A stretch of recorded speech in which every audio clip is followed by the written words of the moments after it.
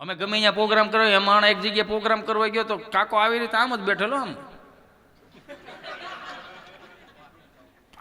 1.5 કલાક સુધી આમ. એટલે મેં બોલી કઈ પૂછ્યું નહીં, પણ એનો ભત્રીજો બાજુ બેઠો હતો ને ઠો માર્યો, કાકા બોલો પહેલો કેટલું હસાવે છે, જરીક સ્માઇલ તો આપો. તો બોલો કાકો હું કે 35 વર્ષથી તાર કાકીને લાવેલો છું, એની સામું જોઈને દાંત નહીં કાઢે, તો આની સામું જોઈને શું કામ મારે દાંત કાઢવું? તો બોલો હવે આનું શું કરો, હું કાંઈ વેલ્યુ કરી આમાં, હે સહજ કાંઈ વેલ્યુ કરી. અને ખબર નહીં, મેં કીધું કે હાવ આમ થોડું હોય, દાંત કાઢી લેવા હસવું છે ને એ પોઝિટિવિટીનો સ્ત્રોત છે.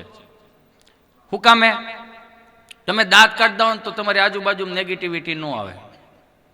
એનું તમને એક દાખલો આપું. દાંત કાઢતા કાઢતા કોઈ દી નેગેટિવિટી આવી, દાંત કાઢતા કાઢતા કોઈ દી એવું થયું સવાર 5 લાખ ભરવા જ પડે એમ છે, એવું કોઈ દી થયું ન થાય. આ પોઝિટિવિટીનો સ્ત્રોત છે, આ એ સહજ છે.